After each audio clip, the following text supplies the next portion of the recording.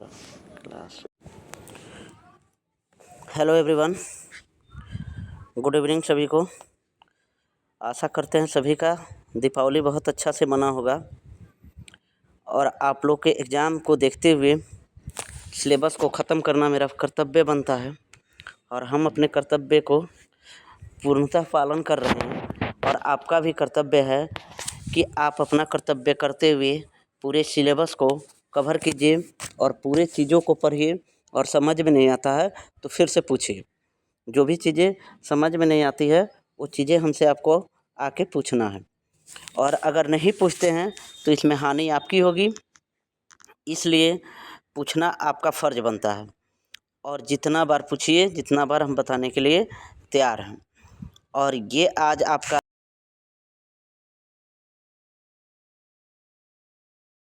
तो चलिए दोस्तों, मेरे प्यारे भाई और बहनों, स्टार्ट करते हैं हम क्लास को। और देखिए यहाँ पे इसके पीछे वाले क्लास का हम सारा चीज़ को डिस्कशन कर चुके हैं, यहाँ से हम लोगों का बाकी है। तो इसमें केवल लैंग्वेज होने के चलते, केवल भाषा लिखने के चलते हम आप लोग को लाइव क्लास नहीं ले पा रहे हैं और ये वीडियो हम PDF के थ्रू बना रहे हैं, नहीं तो ये लाइव क्लास ही होता, क्योंकि इसमें ज़्यादा चीज़ें लिखनी हैं, उतनी चीज़ें समझनी नहीं है, बोर्ड का ज़्यादा इस्तेमाल है नहीं, इसलिए तो थोड़ा ध्यान दीजिएगा लोग आप लोग और फोकस कीजिएगा ध्यान से। देखिए, है जल विद्युत ऊर्जा एवं जल विद्युत शक्ति संयंत्र। जल शक्ति संयंत्र भी बोल सकते हैं, जल विद्युत ऊर्जा या जल विद्युत शक्ति संयंत्र, मतलब जल की जगह विद्युत भी यूज कर सकते हैं, ठीक है। तो इसका इंग्लिश होता है hydro electric energy, hydro electric energy या hydel energy and hydro electric power. ये इंग्लिश हो गया यहाँ पे और ये आपका हिंदी हो गया, ठीक है। आगे देखिएगा, यहाँ पे आगे बोल रहा है, अब पॉइंट बाय पॉइंट लिखाया गया दो चीज़ इसमें कि बहते जल की गतिज ऊर्जा से उत्पन्न विद्युत कहलाता है। अगर बहते जल से जो गतिज ऊर्जा उत्पन्न होती है, किससे? बहते हुए जल से। अब देखिएगा कहीं कहीं बह रहा है, पानी का बहाव बहुत ज़्यादा तेज़ है, तो वहाँ से जो गतिज ऊर्जा काइनेटिक एनर्जी जो उत्पन्न होती है, उसको काइनेटिक एनर्जी को, गतिज ऊर्जा का इंग्लिश होता है काइनेटिक एनर्जी, उसको विद्युत कहते हैं, ठीक है। तथा वह संयंत्र जो बड़े पैमाने पर बहते जल से विद्युत उत्पन्न करता है, जल विद्युत संयंत्र कहलाता है। तथा जो वह संयंत्र है जो बड़े पैमाने पर बहते हुए पानी, जैसे कि नदी में देखिएगा पानी खूब तेज़ में आता है, जब बाढ़ आती है या कुछ भी, तो उस समय जो तेज़ी से जो पानी खूब ज़्यादा पैमाने पे पानी बड़े पैमाने पे क्या हो रहा है, पानी बह रहा है, तो उसे कहते हैं जल विद्युत संयंत्र, ठीक है। याद रहेगा आप लोग को। देखिए, बहते जल की गतिज ऊर्जा को से उत्पन्न विद्युत कहलाता है तथा वह संयंत्र जो बड़े पैमाने पर बहते जल से विद्युत उत्पन्न करता है, जल विद्युत संयंत्र कहलाता है, ठीक है। अगला है इसमें पॉइंट, बहता जल ऊर्जा का एक प्रमुख स्रोत है। बहता जल ऊर्जा का एक प्रमुख स्रोत है। चलिए आगे देखते हैं। अब जल विद्युत के लाभ। अब जल विद्युत के लाभ बोलिए या जल शक्ति संयंत्र बोलिए या जल विद्युत शक्ति संयंत्र के लाभ बोलिए। देखिए, एक आदमी का कितने नाम होते हैं, हम बार बार आप लोग को क्लास में बताए हुए हैं कि एक आदमी का बहुत सारा नाम होता है। जैसे हम ही लोग का नाम है, घर पे कुछ और, दोस्तों में कुछ और स्कूल में कुछ और, कहीं बड़े लोगों में कुछ अलग पहचान। जैसे कि मान लीजिए हमारी पहचान, अगर कोचिंग अगर हम चलाते हैं तो हमारी जो नाम है स्कूल वाले उस नाम से तो चलता नहीं है। तो ये क्या है, ये फिजिक्स बाई SK ठाकुर नाम से चलता है, तो वहाँ पे कोई SK नहीं बोलेगा। जो उस कोचिंग वाले लेवल में जो लोग हैं वो लोग ठाकुर जी बोलते हैं। तो एक नाम हुआ ना जी, स्कूल में एक अलग नाम हुआ ना, घर पे एक अलग नाम है ना, कुछ भी हो सकता है, दोस्तों में एक अलग नाम है ना। मान लीजिए दोस्त एक लेवल में है तो कुछ भी बोला जा सकता है, दोस्त थोड़ा नीचे लेवल में है या ऊपर लेवल में है तो थोड़ा अलग अलग चीज़ें होती हैं। तो नाम सबका जानना ज़रूरी है।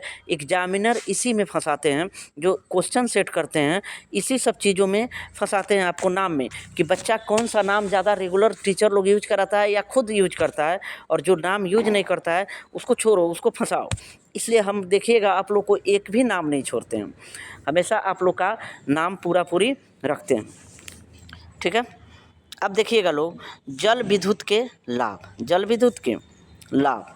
तो ऊर्जा का यह स्रोत नवीकरणीय है और प्रदूषण मुक्त है। अब जल विद्युत के लाभ क्या हैं? पहला में ऊर्जा का यह स्रोत नवीकरणीय है और प्रदूषण मुक्त है।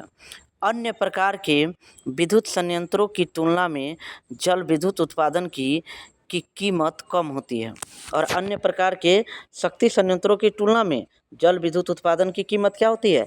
कम होती है। और जल विद्युत संयंत्र के लिए बनाए गए बांध बाढ़ नियंत्रण और सिंचाई में भी सहायक होते हैं। जो बांध बनता है जल विद्युत संयंत्र का, उससे क्या होता है? उस पानी से आपका सिंचाई भी हो जाता है, सिंचाई करने में भी सहायक होती है। अब जल विद्युत की हानियाँ देखिएगा, जल विद्युत की हानियाँ, ठीक है, देखिएगा। पहला पॉइंट है, सिर्फ सीमित संख्या में ऐसे स्थानों पर, विशेषकर पहाड़ी भूभागों पर बांध बनाए जा सकते हैं। दूसरा पॉइंट है, बांध के कारण कृषि योग्य भूमि और मानव निवास के बड़े क्षेत्र को त्यागना पड़ता है, क्योंकि वह स्थान जलमग्न हो जाता है। विशाल परिस्थिति तंत्र नष्ट हो जाते हैं जब बांध में पानी के अंदर वे डूब जाते हैं। अब इसमें क्या हानि होने वाला है कि अगर जिसका भूमि है वो छीना जा सकता है, और आपका जो निवास स्थान है वहाँ से जब बांध बनेगा तो हटाया जा सकता है, ठीक है, क्योंकि बहुत बड़े पैमाने पे उसमें बांध बनाया जाता है और पानी को स्टोर किया जाता है। देखिएगा, जलमग्न, तीसरा पॉइंट है, जलमग्न वनस्पति अनोक्सी शर्तों के अधीन सड़ती है और मेथेन की बड़ी मात्रा उत्पन्न करती है। मेथेन ग्रीन हाउस गैस है।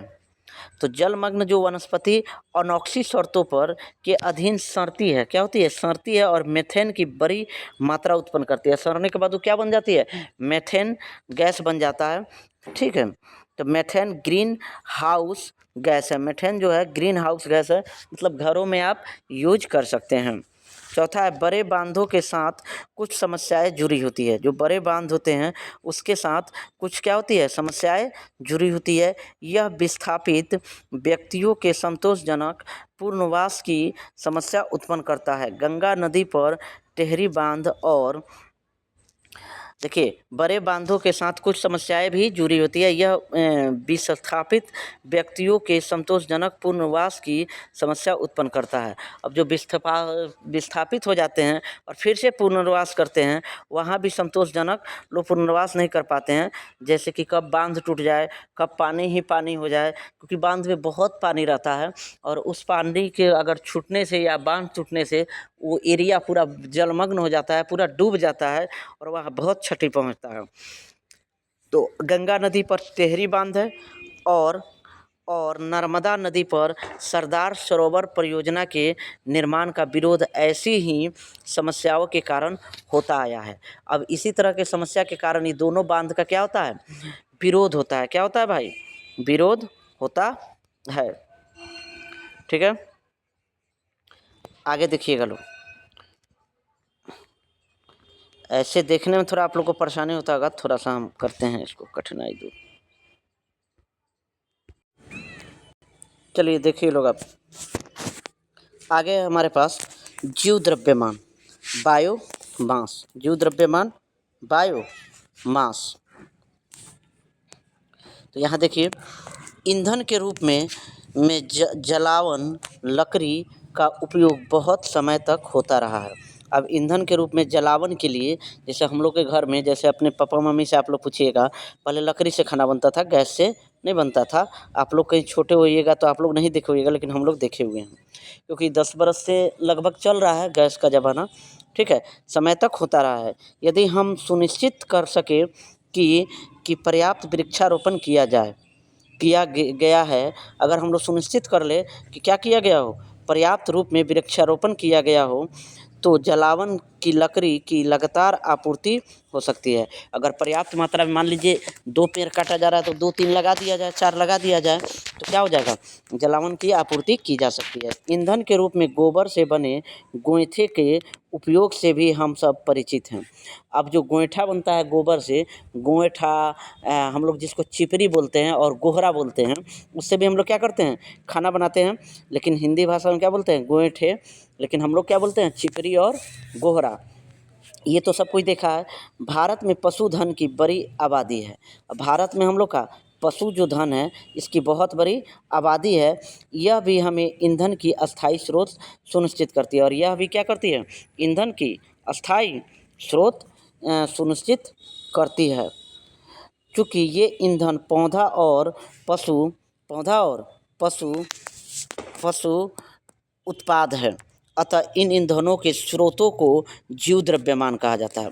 तो लकड़ी या जो गाय का गोबर है, भैंस का गोबर है, उस सब चीज़ों से जो ईंधन प्राप्त होती है, जिससे हम लोग खाना पीना बनाते हैं या पूजा वूजा किया जाता है, तो वो सब चीज़ क्या है, जीव द्रव्यमान हैं। ठीक है, आगे है आपका चारकोल। क्या है, चारकोल। तो देखिए चारकोल जब लकड़ी के सीमित वायु की उपस्थिति में जलाया जाता है तो उसमें उपस्थित जल एवं वाष्पशील पदार्थ बाहर निकाले जाते हैं तथा गहरे काले रंग का अवशेष बचता है, जिसे चारकोल या लकड़ी का कोयला कहते हैं। अब चारकोल क्या है, जब लकड़ी को सीमित वायु की उपस्थिति में, किसमें, सीमित वायु की उपस्थिति में, सीमित वायु की उपस्थिति में जब हम लोग क्या करते हैं, जलाया जाता है, तो उसमें उपस्थित जल एवं वाष्पशील जो वाष्प बन के जा रहा है, बाहर निकाले जाते हैं। कहिए, लिखेगा, निकाल नहीं है, बाहर निकाले जाते हैं तथा गहरे काले रंग का अवशेष बचता है। तो गहरे जो काले रंग का क्या बचता है, अवशेष बचता है, जिसे चारकोल या लकड़ी का कोयला कहते हैं। ठीक है, तो लकड़ी को कभी भी आप जलाइएगा, देखिएगा तो क्या बनता है, काला होके आपको कोयला का रूप ले लेता है कि नहीं, जिससे हम लोग जब छोटे थे तो उससे हम लोग आयरन करते थे। ठीक है, आपके भी पापा मम्मी किए होंगे लोग, उसी से आयरन होता था। ठीक, तो उससे ये सबको ये देखा हुआ ये चीज़ है, इसमें ज़्यादा समय बर्बाद करने की ज़रूरत नहीं है। बायोगैस, देखिए आगे है क्या, बायोगैस। बायोगैस क्या है, प्रौद्योगिकी का सहारा लेकर अन्य स्रोतों को विकसित किया गया जिसे बायोगैस कहते हैं। प्रौद्योगिकी का मतलब क्या है, फैक्ट्री वैक्ट्री कंपनी जिसमें का सहारा लेकर अन्य स्रोत को विकसित किया गया, जिसे क्या कहते हैं, बायोगैस कहते हैं। अब देखिए गोबर गैस से हम लोग बल्ब जलाते थे, छोटा थे तो हम लोग क्या करते थे, पहले प्लास्टिक का गिलास आता था, ये जो प्लास्टिक का अभी वाला आता है पतला वाला, ये नहीं, वो मजबूत वाला रहता था। ठीक है, तो वो जो पानी भोज में पिलाया जाता था, पहले वही गिलास रहता था, जैसे आपका स्टील का गिलास है ना, उसी तरह वो प्लास्टिक का गिलास रहता था। ठीक है, तो मजबूत वाला मोटा वाला रहता था। ये जो आजकल का जो प्लास्टिक वाला है, ये तो पतला है ना, पियो और फेंको, लेकिन उसको लोग को पीने के बाद फिर से स्टॉक किया जाता था और फिर से अगले भोज में वही जाता था गिलास। ठीक है, तो हम लोग के घर में था, तो उस गिलास में हम लोग क्या करते थे, गोबर मिलाते थे, थोड़ा सा यूरिया खाद मिला देते थे, उसके बाद उसमें बैटरी रखते थे लोग, अनयूज बैटरी। कौन सा बैटरी, अनयूज, मतलब कि जो बैटरी ख़राब हो गया है टॉर्च वॉर्च का, तो जो टॉर्च नहीं जलता था, तो उसको हम लोग क्या करते थे, छील देते थे, ऊपर का कवर छील दिए, हटा दिए, उसके बाद उसको गैस में मतलब गोबर में लगा दिए, और उसमें दो को रखते थे, दोनों में एक एक तार बांधते थे, और फिर एक एक में बल्ब डलाते थे। जो ये छोटा वाला बल्ब नहीं आता है, जिसको कौन सा बल्ब बोला जाता है, जो चर्च वर्च में रहता है, या जो एलईडी लाइट में देखिएगा, वो सब बल्ब आता था। ठीक है, तो उस बल्ब को हम लोग जोड़ते थे, और उससे क्या हो जाता था, बल्ब जलने लगता था, और हम लोग जलाते थे। और जब घर में बदबू देने लगता था, तो घर से गाली सुनिए, तो फिर ले जाके बाहर रखिए, फेंकिए, चाहे अपना ऊपर रखिए छत पे, और तब हम लोग उससे पढ़ते थे बार के। ठीक है, और ये सब हमको आशा है कि आप लोग नहीं किए होइएगा, क्योंकि आप लोग के समय में तो लाइट का उपलब्धता हो चुकी है और लाइट आप लोग को मिल रहा है, तो ये हमें आशा है कि आप लोग नहीं किए होइएगा। चलिए देखिए, तो इस गैस को बनाने में मुख्य रूप से गोबर का उपयोग किया जाता है। इस गैस को बनाने में मुख्य रूप से गोबर का उपयोग किया जाता है, इसलिए इसे गोबर गैस कहते हैं। ठीक है दोस्तों, चलिए अगला देखते हैं। अगला देखिए लोग, अगला एक पॉइंट है जो कि ये आपके लिए उपयोग नहीं है, लेकिन जान लीजिए। बायोगैस का मुख्य अपव्यय मीथेन है, जिसकी उपस्थिति लगभग 75% है। बायोगैस के में 75% मीथेन की उपस्थिति रहती है। ये एग्जाम में नहीं आएगा, लेकिन एक बार पढ़ लीजिएगा। कहीं आपसे पूछ दे कि बायोगैस का मुख्य अपव्यय कौन है, तो मीथेन है। ऑप्शन मतलब ऑब्जेक्टिव पूछ सकता है। आइए भी पूछ सकता है कि बायोगैस में मीथेन की उपस्थिति कितनी होती है, तो 75% होती है। बायोगैस संयंत्र, बायोगैस को एक संयंत्र में उत्पन्न किया जाता है, जिसे बायोगैस संयंत्र कहते हैं। अब बायोगैस को एक मीथेन संयंत्र में उत्पन्न किया जाता है, जिसे बायोगैस संयंत्र कहते हैं। ये आप लोग को नहीं पढ़ना है। हमारे देश में 2 प्रकार के बायोगैस प्लांट उपयोग में लाए जाते हैं। ये आप लोग को नहीं पढ़ना है।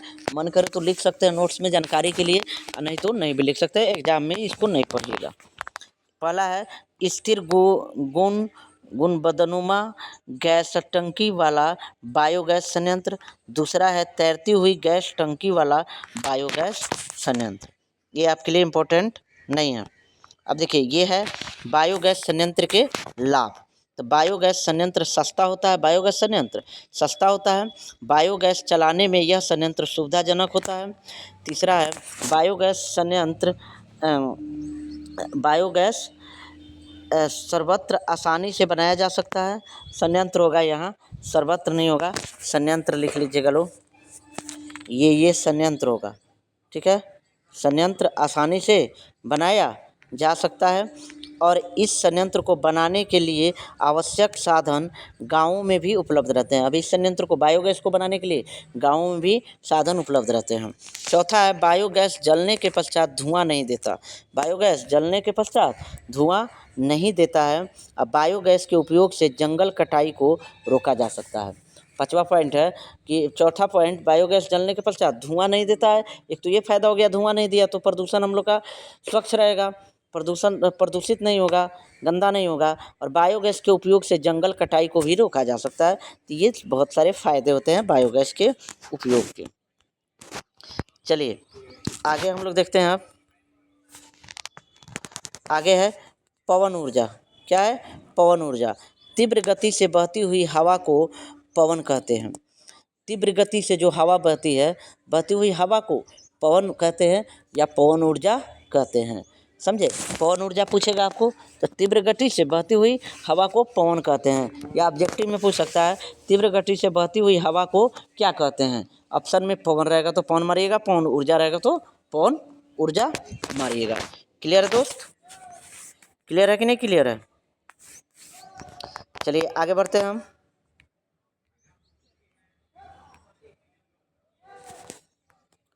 चलिए पवन ऊर्जा के लाभ। अब पवन ऊर्जा के लाभ हम लोग देख लेते हैं। तो पवन ऊर्जा नवीकरणीय ऊर्जा का पर्यावरण अनुकूल और दक्ष स्रोत है। तो पवन ऊर्जा जो है नवीकरणीय ऊर्जा का आपका पर्यावरण अनुकूल दक्ष स्रोत है। क्या है? दक्ष स्रोत है। अब विद्युत उत्पादन के लिए आवर्तक व्यय आवश्यक नहीं होता है। अब विद्युत उत्पादन के लिए आवर्तक जो व्यय है, क्या है, 1 मिनट रुक जाइए लोग, रिकरिंग एक्सपेंसेस जो आवश्यक नहीं है। ठीक है, क्या नहीं है? आवश्यक नहीं है। तो एक तो ये फायदा हो जाता है, वो चीज़ें आवश्यक नहीं है। कौन? आवर्तक व्यय, जो व्यय हो रहा है फालतू का, वो चीज़ें आवश्यक नहीं है। अब देखिए, ये आपके सिलेबस में नहीं है पवन चक्की, लेकिन फिर भी हम आपको बता दे रहे हैं। पवन चक्की आपके सिलेबस का नहीं है, फिर भी लेकिन जानना जरूरी है। आपके ना ही एनसीईआरटी बुक में मिलेगा, ना ही बीटीसी में मिलेगा पवन चक्की, और ना ही भारतीय वन में मिलेगा। ठीक है, लेकिन हम आपको बता देते हैं। कुछ चीज़ें एक्स्ट्रा भी जाननी चाहिए। कहीं एग्जामिनर का मन घूम गया और कहीं पूछ दिया तो आप कहिएगा सर आप नहीं बताए थे। इसलिए हम ये नहीं चाहते हैं कि आप फिजिक्स में ये क्लेम करें कि सर ये चीज़ें नहीं बताए और ये चीज़ें पूछ दिया। हम जितने चीज़ें पढ़ा दिए हैं आपको, अगर ये पढ़ के जाइएगा तो फिजिक्स में 100% एक भी क्वेश्चन आपका नहीं छूटेगा। अगर छूटता है तो आप हमको क्लेम कीजिएगा। एक भी मतलब क्वेश्चन नहीं छूटेगा। आपको जितना पढ़ना है उससे 30% ज़्यादा हम एक्सपेक्टेशन करके अपना, उतना एग्जामिनर आपका नहीं सोचेगा जितना हम सोच के आप लोग को पढ़ाते हैं। कहीं से भी क्वेश्चन पूछे, आपका सारा का सारा क्वेश्चन बनेगा। इसके लिए टेंशन नहीं लेना। दूसरी चीज़ें नहीं पढ़नी है आपको, बस भारतीय भवन का जो ऑब्जेक्टिव क्वेश्चन है उसको एक बार आप लोग देखते रहिएगा। बाई चांस कभी कभी, खैर हम थ्योरी में पूरा चीज़ कवर कर दिए हैं, लेकिन ऑब्जेक्टिव एक एक बार देख लेना है, कहीं ऐसा वैसा घुमा के पूछ दे। अगर आपको थ्योरी पूरा कंफर्म आता है तो ऑब्जेक्टिव आपको छूटेगा नहीं, ठीक है। तो मान लीजिए ऑब्जेक्टिव एक दो बार, जैसे आप प्रकाश का परावर्तन पढ़े, मेरा पढ़ाया हुआ पूरा नोट्स पढ़ लीजिए, उसके बाद बैठिए, भारतीय भवन में है ऑब्जेक्टिव, उसको टिक मारिए, और तब देखिए कै गो क्वेश्चन हमसे गलती हो रहा है, और कै गो गलती हो रहा है तो फिर थ्योरी में मेहनत कीजिए, और नहीं तो जो गलती हो रहा है उसको पढ़ लीजिए, तो आपका कंप्लीट हो जाएगा। फिर उसी तरह दूसरा चैप्टर पढ़िए, उसका ऑब्जेक्टिव बनाइए, तीसरा पढ़िए, उसका बनाइए, चौथा पढ़िए, चौथा बनाइए, पाँचवा पढ़िए, छठा पढ़िए, छठा का बनाइए। और हम तो टेस्ट लेबे करेंगे आपका दिसंबर में या चाहे नवंबर में भी, फुल लेंथ टेस्ट रहेगा आपका, मतलब कि जितना एक्सपेक्टेशन क्वेश्चन हो सकता है वो सारा क्वेश्चन आपका 5-6 टेस्ट हम लेंगे और उसमें कवर कर देंगे, ठीक है। उसमें पेज रहेगा ज़्यादा, प्रिंट आप लोग को खुद कराना पड़ेगा। चलिए देखिए, पवन चक्की ऐसी युक्ति जो पवन ऊर्जा को यांत्रिक ऊर्जा या विद्युत ऊर्जा में परिणत करता है उसे पवन चक्की कहते हैं। जो पवन चक्की होता है, देखिएगा कहीं कहीं टीवी उवी में या बहुत बड़ा बड़ा डैना लगा रहता है समुद्र के किनारे, जिधर मतलब कि रेत है, पेड़ पौधा नहीं रहता है, तो वहाँ पे वो लगा दिया जाता है बहुत बहुत डैना, तो उसको बोला जाता है पवन चक्की। वो हवा आएगा ना तो हिलेगा, डोलेगा, तो उससे पता चलेगा कि क्या है, हवा आया, और उससे फ़ायदा क्या है, यांत्रिक ऊर्जा, जो मतलब पवन चक्की चल रहा है ना, तो उससे हम लोग को विद्युत ऊर्जा प्राप्त होती है। विद्युत मतलब करंट प्राप्त होता है, लाइट जो हम लोग के जलता है तो वो लाइट प्राप्त होती है उससे। तो पवन चक्की से फ़ायदा है कि यांत्रिक ऊर्जा को वो विद्युत ऊर्जा में क्या करता है, परिणत करता है, उसे पवन चक्की कहते हैं।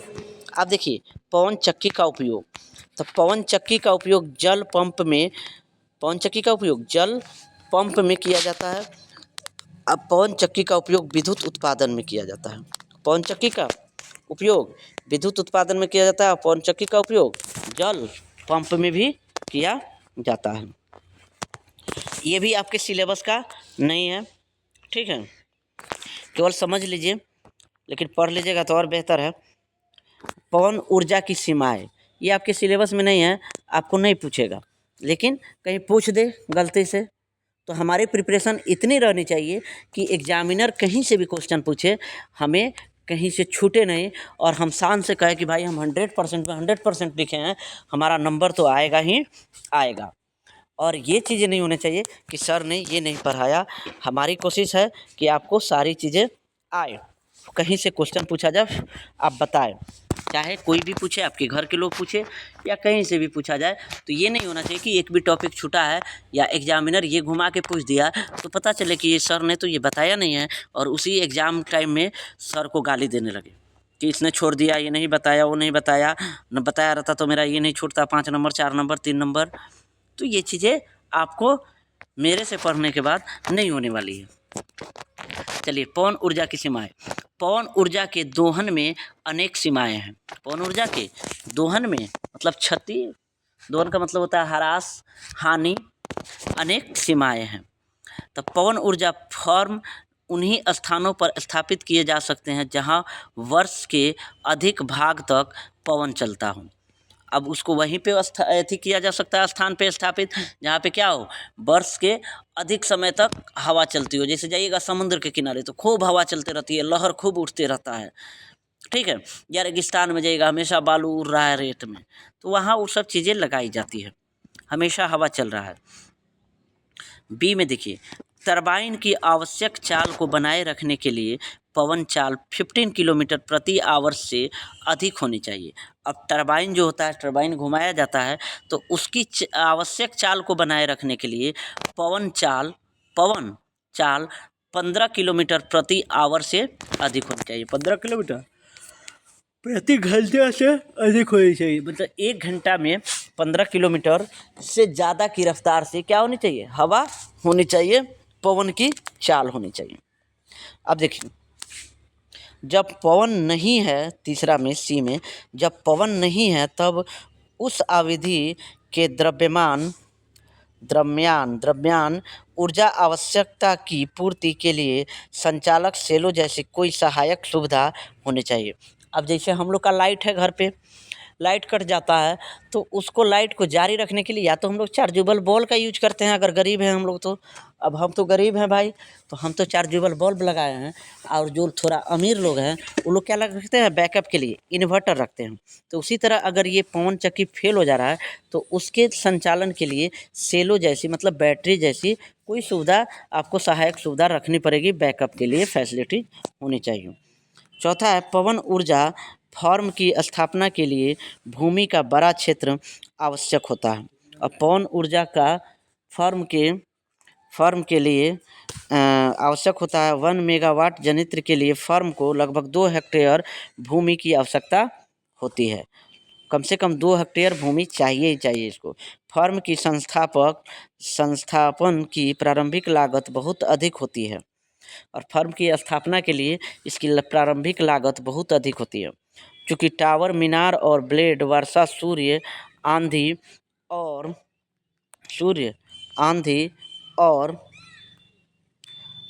और चक्रवात जैसी प्रकृति की आपदाओं के लिए अनावृत रहते हैं, अतः अनेक उच्च स्तरीय रख रखाव की आवश्यकता होती है। ठीक है, इसको हम थोड़ा तिरछा कर लेते हैं तो बताते हैं। चलिए दोस्तों, अब हम लोग थोड़ा फास्ट करेंगे। देखिए सौर ऊर्जा, आप लोग सभी चीज़ें ये जान रहे हैं, इससे हम फास्ट चल रहे हैं। सौर ऊर्जा, सूर्य से निकलने वाली ऊर्जा सौर ऊर्जा कहलाती है। जो सूर्य के प्रकाश से आती है, उसे सौर ऊर्जा कहते हैं। यह ऊर्जा ऊष्मा एवं प्रकाश के रूप में प्राप्त होती है। अब सौर ऊर्जा आपके भारतीय वन में नहीं मिलेगा, लुसेंट बुक में दिया हुआ है। ठीक है, नोट है एक लुसेंट बुक का ही। सूर्य के प्रकाश की उपस्थिति में हरे पौधे भी प्रकाश संश्लेषण, फोटोसिंथेटिक होता है प्रकाश संश्लेषण का इंग्लिश। ठीक है, याद रखिएगा, इंग्लिश में लोग पूछ देता है कि फोटोसिंथेटिक क्या है विधि, तो विधि द्वारा अपना भोजन तैयार करता है। और सौर स्थिरांक, ये जरूर याद कर लीजिएगा, सौर स्थिरांक होता है 1.4 किलोवाट पर मीटर स्क्वायर। ये याद रहना चाहिए, ऑब्जेक्टिव में पूछ सकता है। सौर स्थिरांक 1.4 किलोवाट पर मीटर स्क्वायर। ये आपके सिलेबस में नहीं है, फिर भी जान लीजिए। सौर ऊर्जा के कुछ प्रमुख परंपरागत उपयोग, सौर ऊर्जा के कुछ पारंपरिक जो उपयोग होते हैं उसके बारे में हम लोग जान लेते हैं। इंग्लिश होता है some important traditional uses of solar energy. पहला है सौर कुकर का उपयोग करके खाना बनाने में, सौर जल हीटर द्वारा पानी को गर्म करने में। अब देखिए सौर कुकर मतलब सूर्य के प्रकाश से बनने वाला कुकर है, उससे आपको धूप निकला हुआ है, चावल रख दीजिए, अपना पानी नाप दीजिए और उसमें ले जाके छत पे रख दीजिए, आपका खाना चावल बन के रेडी हो जाएगा, सब्जी बन जाएगा। ठीक है, सौर जल हीटर, अब गर्मी हीटर भी आता है किससे, सूर्य के प्रकाश से, सौर ऊर्जा से आपका हीटर जो होता है वो पानी को गर्म करता है। हरे पौधे द्वारा अपना भोजन तैयार करने में, सौर ऊर्जा से हरा जो पौधे हैं वो अपना भोजन बनाते हैं। सौर सेल का उपयोग करके विद्युत उत्पन्न करने में, जो आपका देखिए होइएगा सोलर लगा रहता है वो आपका किससे चार्ज होता है, सूर्य के प्रकाश से। कपड़ा एवं अनाज सुखाने में, कपड़ा सुखाया जाता है, अनाज भी सुखाया जाता है। सौर भट्टी का उपयोग करके धातुओं को जलाने में, ये है आपको पढ़ना, भारतीय भवन में है। सौर ऊर्जा से लाभ, सौर कुकर सस्ता होता है, लाभ देखिए सस्ता भी होता है सौर कुकर, और आपका कोई ईंधन भी नहीं लग रहा है। मान लीजिए हम लोग कुकर जो खरीदते हैं गैस पे बनाते हैं या लकड़ी पे बनाते हैं, तो भाई एक्स्ट्रा लकड़ी लग रहा है ना, गैस लग रहा है ना, लेकिन यहाँ पे तो सूर्य को खरीदना थोड़े है, उसके प्रकाश को खरीदना थोड़े है, आप तो आसानी से हर किसी को मिल जाता है, वो सबके लिए समान है, तो आप यूज कर सकते हैं, तो सस्ता हुआ है। अनेक बर्तनों में विभिन्न खाद्य पदार्थों को कुकर के भीतर रखा जा सकता है और इसलिए वे एक साथ पकाए जा सकते हैं, और रख दीजिए और एक साथ पका लीजिए।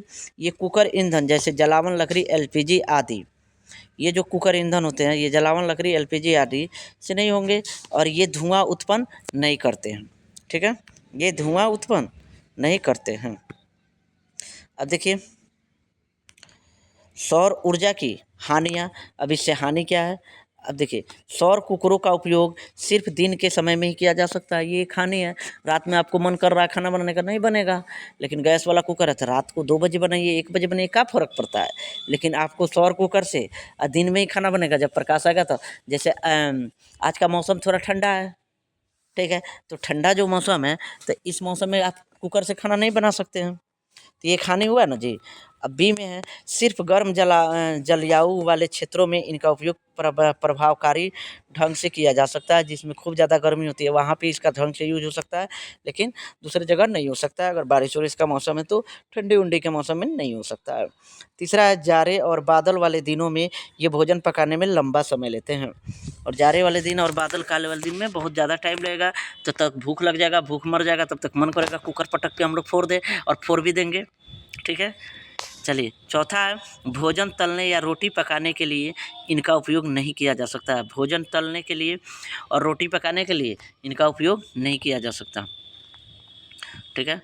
अब देखिए, है यहाँ पे एक लिखा हुआ, भारत एक भाग्यशाली देश है क्योंकि वर्ष के अधिकांश दिनों में हमें सौर ऊर्जा प्राप्त होती है। हमारे जो भारत देश है ये बहुत ही भाग्यशाली देश है, क्योंकि अधिकतर दिन क्या होता है, यहाँ पे सूर्य का प्रकाश मिलता है, सौर ऊर्जा प्राप्त होती है। लगाए गए अनुमानों के अनुसार हमारा देश प्रति वर्ष इकाई, दहाई, सैकड़ा, हज़ार, 10,000, लाख, 10 लाख, करोड़, 10 करोड़, 50 करोड़ किलोवाट घंटा, मतलब 5,000 ट्रिलियन किलोवाट घंटा सौर ऊर्जा प्राप्त करता है। हम लोग का देश केवल 5,000 ट्रिलियन किलोवाट प्रति घंटा सौर ऊर्जा प्राप्त करता है, 1 घंटा में इतना। स्वच्छ आकाश की स्थिति होने पर पृथ्वी के किसी क्षेत्र में प्रतिदिन प्राप्त होने वाली सौर ऊर्जा का औसत परिणाम 4 से 7 किलोवाट आवर पर मीटर स्क्वायर के बीच होता है। 1 मीटर में 4 से 7 किलोवाट पर आवर ये बिजली उत्पन्न कर सकती है। तो हम लोग का देश में काम चल रहा है, और इसी पे क्या होगा आगे चल के, हम लोग का आने वाले दिन में जैसे सोलर लगवाइएगा तो सब्सिडी दे रही है सरकार, इसको बढ़ावा दे रही है कि आप जो ये पोल वाला बिजली है, इस बिजली को हम लोग क्या करें, उसको बनाने में कॉस्टली है। और आप जो ये सौर मतलब सोलर लगा लेते हैं तो कॉस्टली नहीं है, आपका सूर्य के प्रकाश से बिजली आएगा, आप जलाइए, कोई दिक्कत नहीं है, कोई एथी नहीं आएगा, बोझ नहीं आएगा ज़्यादा सरकार पे, ठीक है। अब देखिए, अगला है क्वेश्चन है, किसी स्थान पर सौर स्थिरांक 1.4 किलोवाट प्रति मीटर स्क्वायर है। इस स्थान पर 5 मीटर स्क्वायर वाले क्षेत्रफल में प्रति सेकेंड कितनी सौर ऊर्जा प्राप्त होगी। बोल रहा है कि किसी स्थान पर सौर स्थिरांक, बोला ना, इसको याद कर लीजिएगा, 1.4 किलोवाट पर आवर में पर मीटर स्क्वायर है, तो इस स्थान पर 5 मीटर स्क्वायर वाले क्षेत्र में प्रति सेकेंड कितनी सौर ऊर्जा प्राप्त होगी। बोल रहा है कि 5 मीटर स्क्वायर वाले क्षेत्रफल में कितनी प्रति सेकेंड कितनी ऊर्जा प्राप्त होगी। तो यहाँ सौर स्थिरांक है आपका 1.4 किलोवाट पर मीटर स्क्वायर। इसका अर्थ यह है कि प्रति सेकेंड 1 मीटर स्क्वायर क्षेत्रफल में प्राप्त सौर ऊर्जा 1.4 किलो जूल है। तो चूँकि 1 वाट इक्वल टू 1 जूल प्रति सेकेंड होता है, ठीक है, तो अतः प्रति सेकेंड 5 मीटर स्क्वायर क्षेत्रफल में प्राप्त सौर ऊर्जा, तो 5 मल्टीप्लाई, क्योंकि 1 वाट इक्वल टू क्या होता है, 1 जूल प्रति सेकेंड स्क्वायर, तो यहाँ पे करेंगे 5 मल्टीप्लाई 1.4 किलो जूल, तो इसको कीजिएगा तो ये आएगा आपका, मल्टीप्लाई कीजिएगा तो 7.0, ठीक है, कितना आएगा 7.0, तो जो कि हम लोग 0 को हटा के 7 लिख सकते हैं, किलो जूल। तो कितना आएगा 7.0 किलो जूल या 7 किलो जूल आंसर होगा। क्लियर है। अब देखिए यहाँ पे आइए, अब यहाँ पे 2 क्वेश्चन है, आप लोगों को खुद बनाना है, ठीक है, होमवर्क है। यदि किसी स्थान पर सौर स्थिरांक 1.4 किलोवाट पर मीटर स्क्वायर है तो 2 घंटे में 100 मीटर स्क्वायर क्षेत्रफल द्वारा प्राप्त सौर ऊर्जा का मान ज्ञात करें। यदि 10 मीटर स्क्वायर क्षेत्रफल द्वारा 5 मिनट में इतना किलो जूल सौर ऊर्जा प्राप्त होता है तो सौर स्थिरांक का मान ज्ञात करें। इसको आप लोग को खुद बनाना है, ठीक है, ये होमवर्क है उसी क्वेश्चन पे। इसमें कोई मदद हम नहीं करेंगे, जब नहीं बनेगा तो आप आके पूछ सकते हैं, लेकिन खुद से कोशिश करके लाना। देखिए, सौर सेल उस युक्ति को जो सौर ऊर्जा को सीधे विद्युत में बदलती है उसे सौर सेल कहते हैं। उस युक्ति को जो क्या करती है, सौर ऊर्जा को सीधे विद्युत में बदलती है उसे सौर सेल कहते हैं। कुछ पदार्थ जैसे सिलिकॉन अर्धचालक, ये क्या होते हैं, सौर सेल होते हैं। सौर सेल पैनल तो बड़ी संख्या में सौर सेलों को एक व्यवस्था में संयोजित किया जाता है, इस व्यवस्था को सौर सेल पैनल कहते हैं। मतलब लगातार बहुत सारा बैटरी रहे और उसमें जोड़ के जो आपको तैयार किया जाता है उसको सौर सेल पैनल कहा जाता है। जैसे कि मान लीजिए आपका घर में बिजली का खपत है महीना में 500 यूनिट, ठीक है, तो आपको एक बैटरी से काम नहीं चलने वाला, 1000 यूनिट, तो उसमें क्या किया जाएगा, सौर सेल का पैनल लगाया जाएगा, मतलब बहुत सारा बैटरी लगाया जाएगा। ठीक है, आगे देखिए सौर सेल के उपयोग, ठीक है, ये भी आपको भारतीय भवन में नहीं है। चलिए देखिए, इसका उपयोग कैलकुलेटर, कलाई, घड़ी, अनेक खिलौने इत्यादि में किया जाता है। इसका उपयोग कैलकुलेटर, कलाई, घड़ी और अनेक खिलौने इत्यादि में किया जाता है। इसका उपयोग सुदूर ग्रामीण क्षेत्रों में विद्युत बल्ब को जलाने में किया जाता है। जैसे जंगल में जाइएगा पश्चिमी चंपारण में तो उधर सब सोलर सिस्टम लगा है, बिजली नहीं गया है। बिजली इसलिए नहीं जाता है कि मान लीजिए अगर बिजली से जंगल में आग लग जाए तो पूरा जंगल जल जाएगा, इसलिए बिजली नहीं जाता है। उधर ही सूर्य के प्रकाश से सोलर सिस्टम लगा है और उसी से वो लोग का लाइट जलता है। रात के 10 बजे लाइट को काट दिया जाता है, ठीक है, ग्रामीण लोगों को। नहीं तो जनरेटर रखता है लोग, ठीक है। वहाँ पे हम थे पोस्टिंग स्कूल में, तो वहाँ पे सोलर सिस्टम था। ठंडी के दिन में तो मोबाइल भी चार्ज नहीं होता था, घिंच घाच के चार्ज होता था, मतलब काम चल जाता था। बल्ब क्या होता था, शाम को रोने लगता था, मतलब 1 घंटा बाद, ठीक है। हाँ, दिन गर्मी में दिक्कत नहीं होता है, रहता है पूरा रात स्कूल में लगा हुआ है, 4-5 बैटरी सोलर सिस्टम लगा है, आराम से चलता है। लाइट जलाइए, रात भर पढ़िए लिखिए, कोई दिक्कत नहीं। चलिए देखिए आगे है, इसका उपयोग रेडियो सेट अथवा बेतार संचार तंत्रों को चलाने में किया जाता है। चौथा है कृत्रिम उपग्रहों तथा अंतरिक्ष अन्वेषक युक्तियों जैसे मार्स ऑर्बिटरों में विद्युत ऊर्जा की आपूर्ति के लिए इसका उपयोग किया जाता है। जो मार्स ऑर्बिटर होता है तो विद्युत ऊर्जा की आपूर्ति के लिए इसका उपयोग किया जाता है, ठीक है। आगे देखिएगा, अब यहाँ पे है सौर सेल के लाभ। अब सौर सेल के लाभ देखिए, तो सौर सेलों को कोई चल ही से मूविंग पार्ट, मतलब चल ही से मतलब मूविंग पार्ट मतलब चल रहा है, नहीं होते हैं। इसका चल ही से नहीं होता है, जहाँ स्थापित कीजिएगा वहीं पे रहेगा सौर सेल। यातायात सिग्नलों, कैलकुलेटरों और अनेक खिलौनों में सौर सेल लगे होते हैं। यातायात सिग्नल भी लगा है, ट्रैफिक सिग्नल से कैलकुलेटरों और अनेक खिलौने में सौर सेल लगे होते हैं। रेडियो या बेतार संचार प्रणाली या सुदूर स्थानों में टीवी रिले स्टेशन सौर सेल पैनल का उपयोग करते हैं। रेडियो या बेतार संचार प्रणाली या सुदूर स्थानों में टीवी रिले स्टेशन सौर सेल पैनल का उपयोग करते हैं, ठीक है। अब इसका हानि देखिए, हानियाँ, सौर सेल की हानियाँ। सिलिकॉन जो सौर सेलों को बनाने के लिए इस्तेमाल किया जाता होता है प्राकृतिक में भरपूर है, किंतु सौर सेलों को बनाने के लिए विशिष्ट ग्रेड वाले सिलिकॉन की उपलब्धता सीमित है, ठीक है। इसकी सिलिकॉन को उपलब्धता क्या है, सीमित है।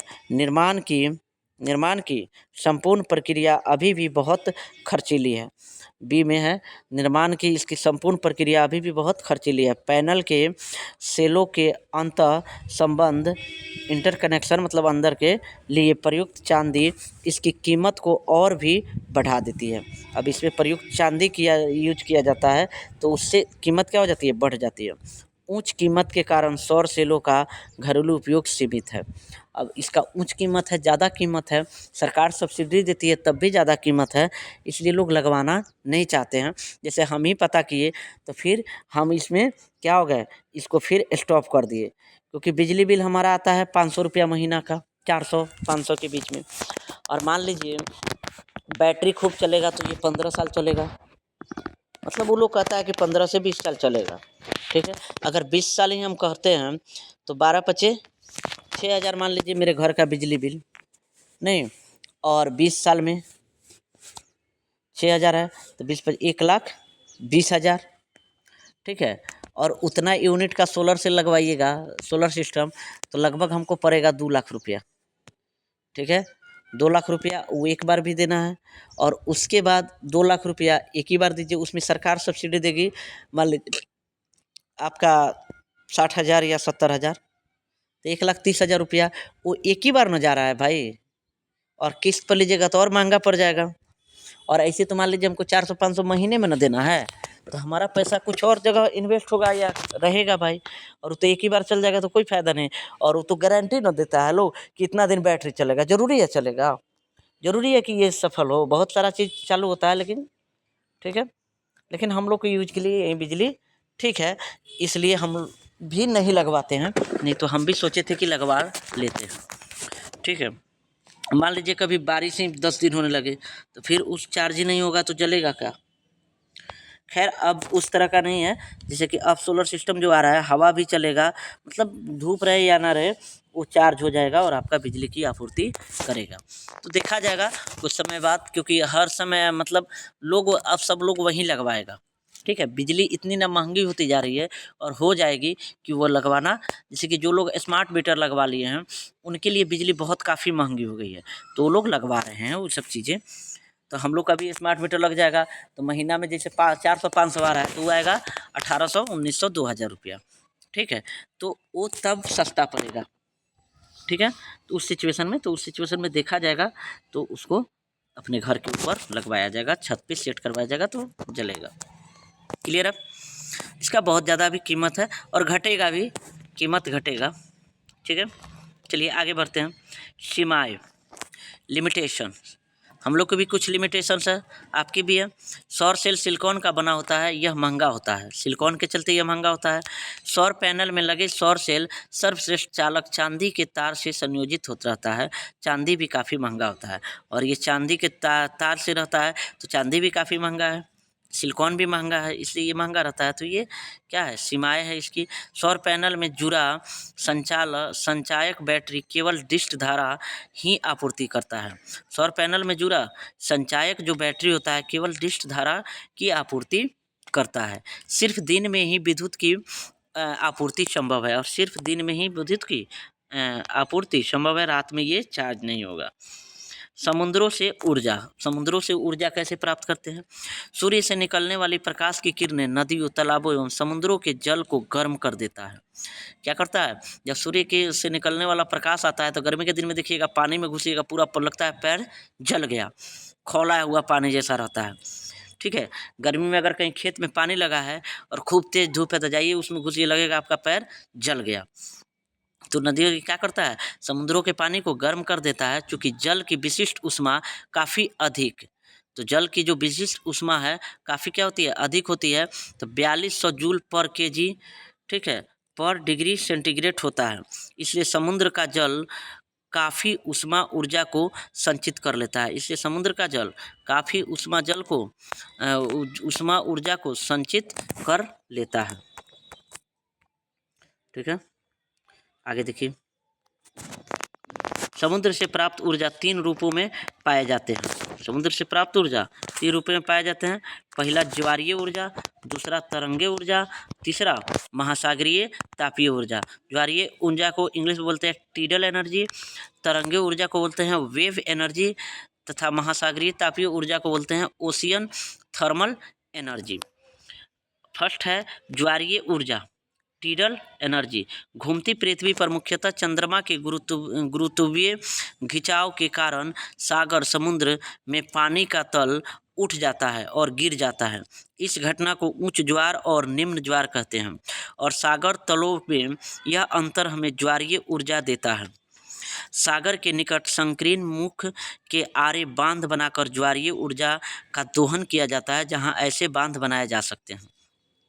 बोल रहा है कि घूमती हुई जो पृथ्वी होती है मुख्यतः चंद्रमा के गुरुत्वीय खिंचाव के कारण क्या होता है, सागर समुद्र में पानी का तल लेवल उठ जाता है। किसके कारण? गुरुत्वीय खिंचाव के कारण, ठीक है। और क्या बोलते हैं, उठ जाता है और फिर क्या होता है, फिर गिर जाता है। जैसे समुद्र में लहर उठता है तो एक ही बार ऊपर उठ जाएगा और फिर नीचे आएगा। तो किसके कारण होता है, अभी तक आप लोग को नहीं पता होगा किसके कारण वो पानी उठते रहता है। तो गुरुत्वीय खिंचाव के कारण, जब घूमती पृथ्वी पर, मुख्यतः चंद्रमा के गुरुत्वीय खिंचाव, जब क्योंकि पृथ्वी तो हमेशा घूम रही है, चल रही है, तो चंद्रमा के गुरुत्वीय खिंचाव के कारण ये सागर या समुद्र जो होता है, क्या पानी का तल क्या हो जाता है, उठ जाता है और फिर गिर जाता है। इस घटना को उच्च ज्वार और निम्न ज्वार कहते हैं। इस घटना को उच्च ज्वार और निम्न ज्वार कहते हैं। और सागर तलों में यह अंतर हमें ज्वारीय ऊर्जा देता है। और सागर तलों में यह अंतर हमें ज्वारीय ऊर्जा देता है। सागर के निकट संकीर्ण मुख के आरे बांध बनाकर ज्वारीय ऊर्जा का दोहन किया जाता है, जहां ऐसे बांध बनाए जा सकते हैं। ज्वारीय ऊर्जा की सीमाएं, सभी समुद्री तटीय स्थानों पर उपयुक्त बांध नहीं बनाया जा सकता, क्योंकि उच्च और निम्न ज्वार भाटा के बीच का अंतर सही होना चाहिए।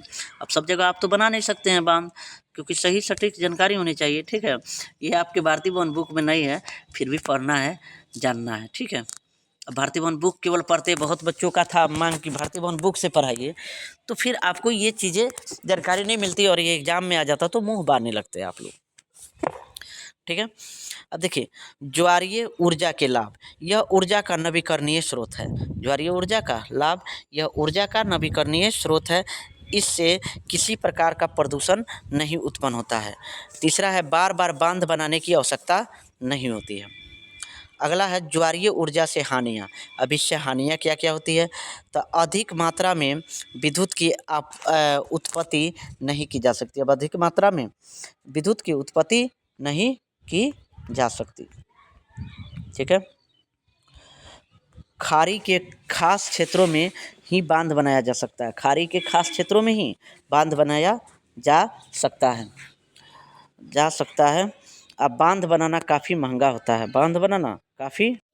ठीक है, आगे देखिए लो, तरंगे ऊर्जा, सागर तट के निकट विशाल तरंगों द्वारा अधिकृत गतिज ऊर्जा का उपयोग विद्युत ऊर्जा के उत्पादन के समान ढंग से किया जा सकता है। सागर के आरे बहते तेज पवनों द्वारा तरंगों उत्पन्न की जाती है।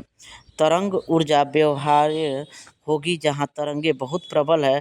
टरबाइन को घुमाने और विद्युत ऊर्जा उत्पादन के लिए तरंग ऊर्जा के दोहन के लिए अनेक प्रकार की युक्तियाँ विकसित की गई हैं, जैसे दोलायमान, पानी स्तंभ, सतह अनुगामी और फोकस युक्ति।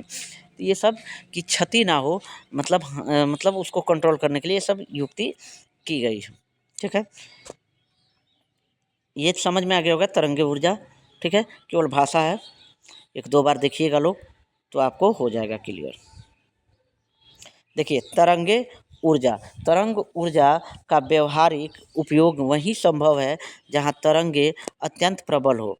इसके लिए काफ़ी तेज गति से हवा को बहना होगा। दूसरे शब्दों में, जैसे ही हवा का बहना बंद होगा विद्युत उत्पादन बंद हो जाएगा, अर्थात इस ऊर्जा पर निर्भर होना संभव नहीं है। तरंगे ऊर्जा की जो सीमाएं हैं, जब हवा बहेगा तो ये चलेगा, जब हवा बंद हो जाएगा तो ख़त्म। तो इसलिए इस पर अब लाभ देखिए, तरंग ऊर्जा का लाभ, यह नवीकरणीय ऊर्जा स्रोत है, यह प्रदूषण मुक्त है, इससे लाभ है भाई। इस ऊर्जा स्रोत के लिए संयंत्र स्थापित करने के लिए बड़े भूभाग की आवश्यकता नहीं होती है। संयंत्र स्थापित करने के लिए कोई विशेष क्षेत्र की आवश्यकता नहीं होती है, बल्कि सभी समुद्री तटीय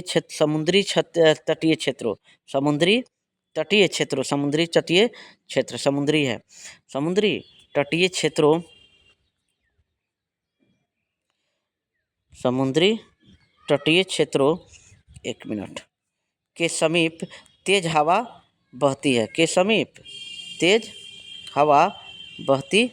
है। ठीक है, आगे देखिए अगला पॉइंट, महासागर तापीय ऊर्जा, ओशियन थर्मल एनर्जी। समुद्र में जल के विभिन्न परतों के बीच तापांतर के कारण उत्पन्न ऊर्जा को महासागर तापीय ऊर्जा कहते हैं। समुद्र में जल के विभिन्न परतों के बीच तापांतर के कारण उत्पन्न ऊर्जा को महासागर तापीय ऊर्जा कहते हैं। ये सब क्वेश्चन आपको पूछ सकता है एग्जाम में। भूउष्मीय ऊर्जा, भूवैज्ञानिक परिवर्तनों के कारण पृथ्वी के प्रॉपर्टी के गहरे गर्म क्षेत्रों में बने पिघले चट्टान ऊपर की ओर धकेले जाते हैं और निश्चित क्षेत्रों में फंस जाते हैं। क्या होता है, भू ऊष्मीय ऊर्जा में भूवैज्ञानिक परिवर्तनों के कारण पृथ्वी के परपटी के गहरे गर्म क्षेत्रों में बने पिघले चट्टान ऊपर की ओर धकेले जाते हैं और निश्चित क्षेत्रों में फंस जाते हैं, जिन्हें गर्म क्षेत्र नॉट स्पॉट कहते हैं। जब भूमिगत पानी गर्म स्पॉट के संपर्क में आता है तो भाप उत्पन्न होती है। क्या होती है, भाप उत्पन्न होती है। कभी कभी उस क्षेत्र के गर्म पानी के निकास पृथ्वी के सतह पर निकालते हैं। इन निकासों को गर्म झरना या स्रोत कहते हैं। चट्टानों में फंसी भाप पाइप से होकर टरबाइन तक भेजी जाती है और विद्युत उत्पादन के लिए इस्तेमाल होती है। उत्पादन की कीमत अधिक नहीं होगी, किंतु व्यावसायिक रूप से बहुत कम व्यवहार स्थान है जहां भू ऊष्मीय ऊर्जा का उपयोग किया जा सकता है। भू ऊष्मीय ऊर्जा परिचालन का पर आधारित अनेक शक्ति संयंत्र न्यूजीलैंड और अमेरिका में है। इसको 2-3 बार पढ़िएगा, समझ में आ जाएगा और अपनी भाषा में भी बना के लिख सकते हैं भू ऊष्मीय ऊर्जा को। ठीक है, हम थोड़ा सा छोड़ दे रहे हैं, आपको स्टॉप करके इसको लिख लीजिएगा लो। चलिए आगे बढ़ते हैं हम इसको। ठीक है, अब फिर से हम अब नेक्स्ट पेज पे आते हैं। थोड़ा सा और बचा होगा, ज़्यादा नहीं है, 1 2 3 पेज और है। चलिए देखिए लो, भू ऊष्मीय ऊर्जा के लाभ। 5 मिनट और लगेगा, ज़्यादा नहीं, ज़्यादा समझाना नहीं है इसमें। सौर और ज्वारीय ऊर्जा से भिन्न भू ऊष्मीय संयंत्र रात दिन कार्य कर सकते हैं। देखिए इसका लाभ है, रात दिन ये काम कर सकते हैं। भू ऊष्मीय ऊर्जा लगभग प्रदूषण मुक्त है, ये भी प्रदूषण मुक्त है। कोयला आधारित संयंत्र की अपेक्षा भू ऊष्मीय संयंत्र को चलाना सस्ता होता है, बहुत ही सस्ता होता है। ऊर्जा का स्रोत मुक्त और नवीकरणीय है। देखिए आइए, ये भारतीय बोर्ड का 9 नंबर क्वेश्चन भी है। नाभिकीय ऊर्जा। नाभिकीय ऊर्जा उत्पन्न करने की एक प्रक्रिया नाभिकीय विखंडन है। नाभिकीय विखंडन में यूरेनियम, प्लूटोनियम या थोरियम जैसे एक भारी परमाणु निम्न ऊर्जा न्यूट्रॉनों द्वारा बम वर्षित होते हैं तो वे हल्के नाभिकों में टूट सकते हैं। जब यह होता है तो उस ऊर्जा की विशाल मात्रा निमुक्त होती है। उदाहरण, यूरेनियम के एक परमाणु के दहन द्वारा उत्पन्न ऊर्जा का 1 करोड़ गुना ऊर्जा उत्पन्न करता है। एक परमाणु जो दहन होगा मतलब जलेगा तो 1 करोड़ गुना ऊर्जा उत्पन्न प्राप्त करता है। ठीक है, तो ये हुआ नाभिकीय ऊर्जा, जिसमें हम लोग किस चीज़ का विखंडन में यूरेनियम, प्लूटोनियम या थोरियम का यूज करते हैं। जैसे कि आप सुनते होइएगा नाभिकीय ऊर्जा, न्यूक्लियर बम बना हुआ है, एटम बम बना हुआ है। ठीक है, तो इसी सब के यूज को करके ये सब चीज़ बनाया जाता है। ठीक है, जो नहीं समझ में आएगा आप लोग आके पूछ सकते हैं या मैसेज भी कर सकते हैं, फिर से हम उसको समझाएंगे। खतरा। नाभिकीय शक्ति उत्पादन का प्रमुख खतरा खर्च किए ईंधनों का भंडारण और निपटाना है। यूरेनियम का अभी भी क्षय हानिकार उप परमाणुक कणों विकिरण में हो रहा है। अभी भी इसका क्या, यूरेनियम का हानि हो रहा है। ठीक है, अनुपयुक्त नाभिकीय अपशिष्ट भंडारण और निपटान का परिणाम पर्यावरण प्रदूषण होता है। इसके अतिरिक्त नाभिकीय विकिरण के आकस्मिक क्षरण का खतरा भी रहता है, लीकेज का भी खतरा रहता है। जैसे देखिए कोई भी चीज़ अगर आपके पास ज़्यादा हो गया तो उसको आप आदर कीजिएगा, नहीं कीजिएगा। अगर घर पे सिंपल एक एग्जाम्पल लेते हैं, बालू गिर गया, ज़्यादा मात्रा में 1 ट्रक गिर गया, घर अभी बन ही नहीं रहा है तो गाड़ी का बालू का क्षय न होगा। कभी भूंजा भूंजना होगा, कभी मकई भूजना होगा तो बालू उठा के ले जाइएगा, तो वो सब क्षय हो रहा है, मतलब हानि हो रहा है। तो किसी चीज़ का भी स्टोरेज जब हो जाएगा तो उसका क्षय होना तय होता है। ठीक है, अगला है इसका हानि देखिए, नाभिकीय शक्ति संयंत्र की उच्च कीमत, पर्यावरण संदूषण और यूरेनियम की सीमित उपलब्धता नाभिकीय ऊर्जा का बड़े पैमाने पर उपयोग निषेधक बनता है। तो इसका हानि ये है कि पैमाने पर उपयोग निषेधक बनता है। चलिए आगे देखिए, नाभिकीय शक्ति स्टेशनों के डिजाइन करने के पहले नाभिकीय ऊर्जा का उपयोग विनाशकारी कार्यों के लिए किया गया था।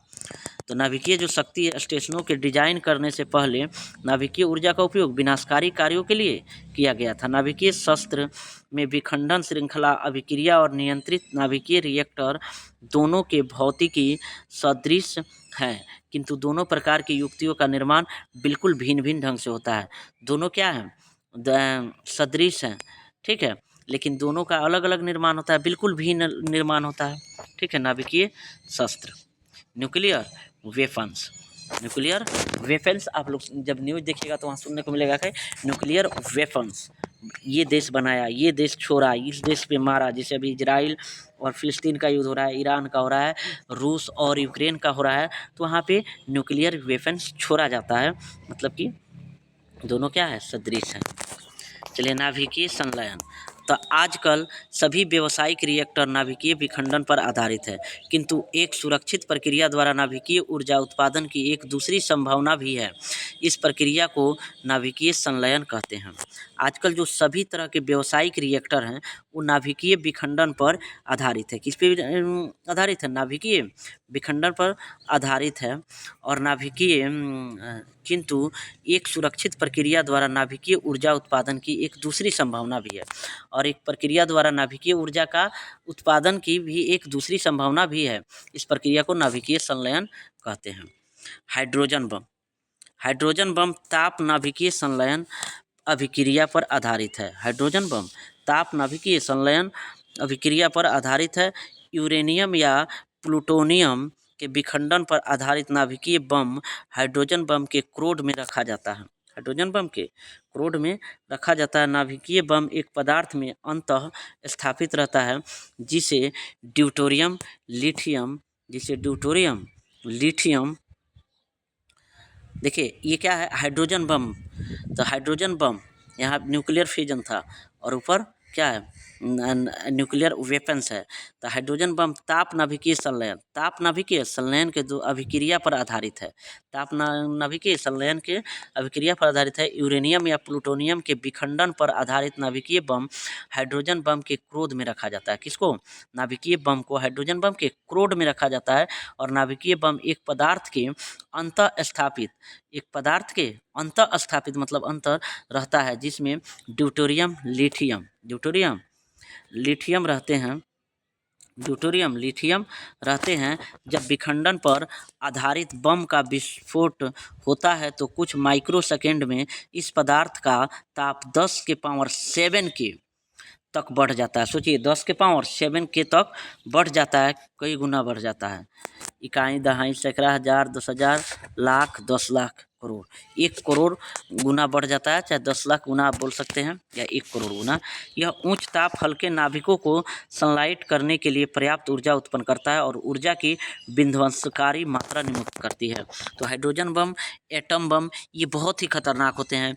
इसके गिरने से नाभिकीय जो ऊर्जा होती है ये चारों तरफ फैल जाती है और लोग बहुत दिनों तक गूंगा, बहरा, लंगड़ा, अपाहिज बच्चे पैदा होते रहते हैं और बहुत ही क्षति होती है। और जिसका झेल झेला है जापान ने हिरोशिमा में और नागासाकी में आपको 2 बम गिराए थे अमेरिका ने द्वितीय विश्व युद्ध में कि प्रथम विश्व युद्ध में। हमको उतना याद नहीं है, हम हिस्ट्री के टीचर नहीं है भाई, ठीक है। तो वहाँ पे बहुत ही, यानी फिर भी उन लोगों ने अपने पढ़ाई के बल पे, अपने एजुकेशन के बल पे, अपनी मेहनत के बल पे बहुत ही विकसित किया और विकसित देश है। और हम लोग थोड़े आलसी आदमी माँ बाप के पैसा खा रहे हैं तो 8 बजे जगेंगे, खेत में क्यों जाएंगे भाई? सब्जी क्यों रोपेंगे? हम क्यों जाए खेत में धान काटने? हम क्यों कोई काम करे घर का? हम तो बड़े बाप के बेटे हैं भाई। हमारे पास वहाँ बड़ा बाप का बेटा हो, चाहे प्रधानमंत्री हो, चाहे कुछ भी हो, सब कोई अपना काम खुद करता है, ठीक है। वहाँ यहाँ पे तो है कि एक बार हमारा सरकारी नौकरी हो गया तो हमारा लाइफ सेट हो गया, या एक बार नेता बन गया, वहाँ कोई फिक्स नहीं है भाई। आप कुछ भी कर रहे हैं, रिटायर होने के बाद आपको फिर काम करना पड़ेगा, तभी आपका पेट चलेगा, ठीक है। नेता हैं, फिर भी आप छूट गया, वहाँ से आप नहीं जीते तो फिर भी दूसरे जगह काम करना पड़ेगा आपको, तब आपका चलेगा। अमेरिका में भी वहीं से बराक ओबामा अभी एक एथी में काम करते हैं, होटल में, ठीक है। तो वहाँ ये चीज़ है, जबकि वो 2 बार राष्ट्रपति रहा। हमारे यहाँ एक कोई वार्ड में भी जीत जाए उसके बाद वो काम करता है, लोग ऐसा ही पैसा आ रहा है, खा रहा है लोग, ठीक है। मुखिया में जीत जाए तो वो लोग का ज़िंदगी सफल हो गया, एक बार भी जीत गया तो। लेकिन वहाँ ऐसा चीज़ नहीं है क्योंकि वो लोग विकसित हैं। देखिए, भू ऊष्मीय ऊर्जा और नाभिकीय ऊर्जा सौर ऊर्जा से भिन्न है। तो भू ऊष्मीय ऊर्जा और नाभिकीय ऊर्जा सौर ऊर्जा से क्या है, भिन्न है। अब लास्ट चैप्टर, लास्ट टॉपिक का लास्ट टॉपिक देखिए, नाभिकीय संलयन एवं नाभिकीय विखंडन में अंतर। तो नाभिकीय संलयन, नाभिकीय विखंडन, इसमें नाभिकीय संलयन में इसमें दो हल्के नाभिक परस्पर संलयित होकर एक भारी नाभिक का निर्माण करते हैं। क्या करते हैं, संलयित होकर एक भारी नाभिक का निर्माण करते हैं। और इसमें एक भारी नाभिक टूटकर दो हल्के नाभिकों में परिवर्तित हो जाते हैं। इसमें एक होते हैं और इसमें टूटकर दो हो जाते हैं। दूसरा है नाभिकीय संलयन अत्यधिक ताप लगभग 4×10⁻⁶ सेंटीग्रेड पर संपन्न होती है। इधर होगा नाभिकीय विखंडन की क्रिया ताप से स्वतंत्र होती है। इधर तीसरा होगा नाभिकीय संलयन प्रोटॉन द्वारा प्रेरित होता है। इधर है नाभिकीय विखंडन न्यूट्रॉन द्वारा प्रेरित होता है। चौथा पॉइंट है, देखिएगा, चौथा पॉइंट है नाभिकीय संलयन श्रृंखला अभिक्रिया नहीं है, नाभिकीय विखंडन एक श्रृंखला अभिक्रिया है। पांचवा है नाभिकीय संलयन में भाग लेने वाले कण का वेग अति उच्च होता है। और इधर है नाभिकीय विखंडन की क्रिया मंद वेग वाले न्यूट्रॉन द्वारा कराया जाता है। ठीक है, तो ये चैप्टर हुआ हम लोग का एंड, सिलेबस हुआ हमारा ख़त्म। ठीक है, हमने आपका सिलेबस कंप्लीट कर दिया कब, अक्टूबर मतलब नवंबर, 2 नवंबर को आपका चैप्टर ख़त्म। आपके पास टाइम कितना है, पूरा नवंबर, दिसंबर, जनवरी और फरवरी में एग्ज़ाम होगा शायद आप लोग का। 3 मंथ पहले हमने सिलेबस आपका कंप्लीट कर दिया। अब इसको रिवीजन कीजिए, फिर से हम एक बार रिवीजन क्लास चला देंगे आपका। तो सिलेबस एंड 3 मंथ बिफोर, ठीक है, सिलेबस जो हो गया हम लोग का एंड हो गया 3 मंथ बिफोर। अब नहीं पढ़िएगा तो ये कमी आपकी होगी, मेरी नहीं। ठीक है, तो आपकी सिलेबस मुझे खुशी हो रही है कि हमने ख़त्म कर दिया। अब क्या पता बहुत बच्चे का ऐसे ही ख़त्म हो जाता है। ठीक है, हमने आपको एक एक चीज़ पढ़ाया, एक एक पॉइंट पढ़ाया, एक एक चीज़ भी नहीं छोड़ा, एक पॉइंट भी नहीं छोड़ा है, कहीं से भी नहीं छोड़ा है कि कहीं से एक क्वेश्चन छूटने की संभावना लगे। ठीक है, तो चलिए बच्चों, बहुत अच्छा लगा आप लोग से मिलके। हम लोग रिवीजन क्लास करते रहेंगे, हम लोग का टेस्ट होते रहेगा, मैसेज जाएगा आप लोग के ग्रुप में कि इस दिन टेस्ट होगा, टेस्ट आके आप लोग दीजिएगा।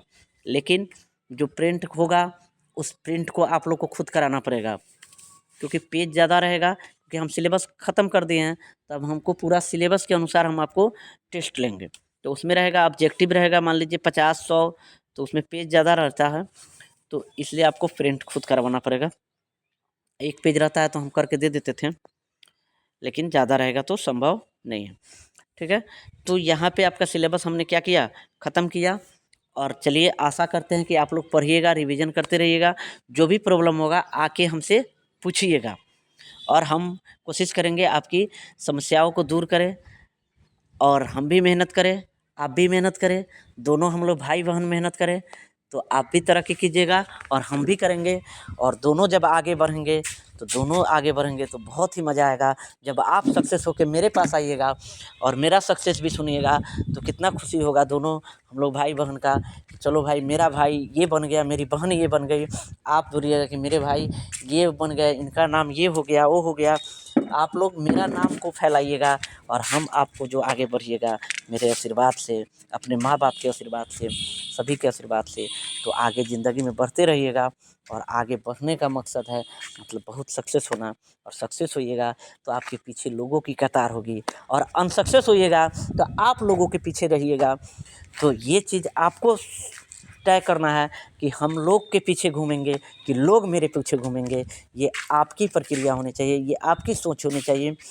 नहीं तो हम कितना भी डायरेक्शन दे दें वो आप नहीं कीजिएगा, क्योंकि आपसे बेहतर आपको कोई नहीं जानता है। आप सबको धोखा दे सकते हैं, खुद को नहीं दे सकते हैं। खुद जानते हैं कि हमारे अंदर क्या काबिलियत है, हम क्या कर सकते हैं, नहीं कर सकते हैं। ठीक है, अब खुद दूसरे के दिखाने के लिए, जैसे अभी धान है हम लोग के यहाँ, तो धान काटने चल गया, काटने का ढंग नहीं और जाके हाथ काट लिए। तो दिखावा नहीं करना है मेरे दोस्त, दिखावा नहीं करना है, खुद से अपना पढ़िए, जब मन करे जब पढ़िए, नहीं मन करे नहीं पढ़िए। मन कर रहा है खेलने का, खूब खेल लीजिए, खूब खेल लीजिए। मन कर रहा है गाली देने का, खूब गाली दे दीजिए। मन कर रहा है खूब भड़ास निकाले, खूब अपने आप को मारे, खूब ये गलती किए, ये पछताए, खूब पछता लीजिए। उसके बाद खूब पढ़िए। जब पढ़िए तो खूब पढ़िए। कोई भी काम कीजिए ना, मन लगा के कीजिए। और जब मन लगा के कोई काम कीजिएगा ना, तो सक्सेस हर चीज़ में मिलेगा आपको। अब मन लगा के काम नहीं कीजिएगा ना, तो कोई चीज़ नहीं सीख पाइएगा, किसी चीज़ में आप आगे नहीं बढ़ पा सकते।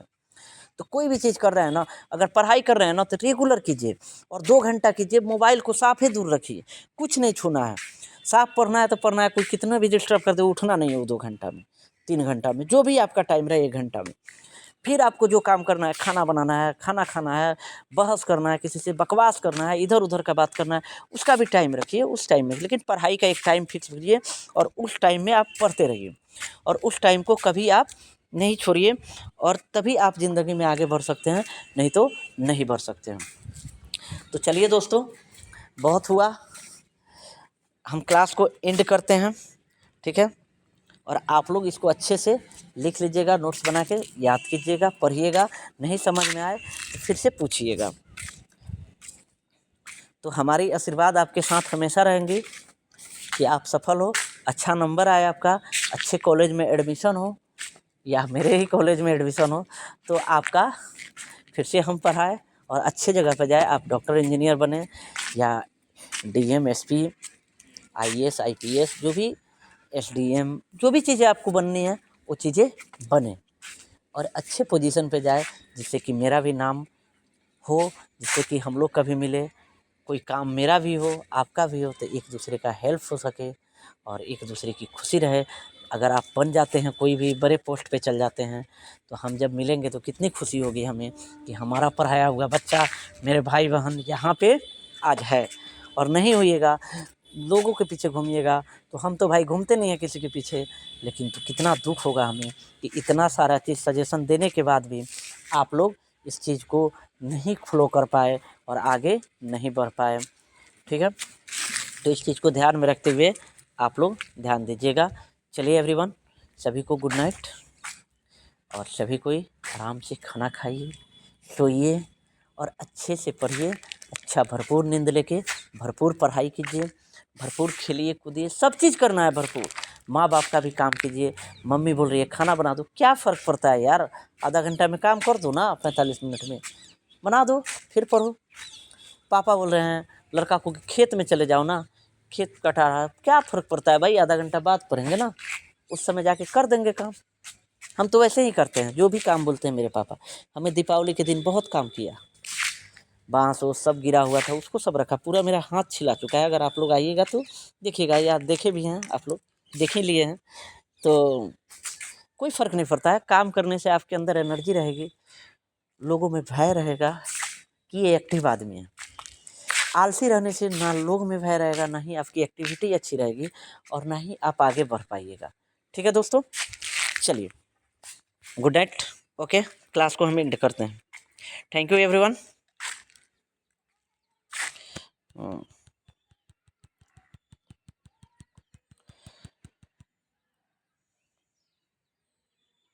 अरे ये क्या हो गया, गुड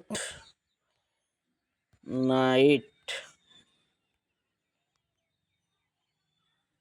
ब्रो एंड सिस्टर, सिस्ट सिस, शॉर्ट में ब्रो तो शॉर्ट में सिस, ठीक है। और मेरे प्यारे छात्रगण, आप सभी को गुड नाइट।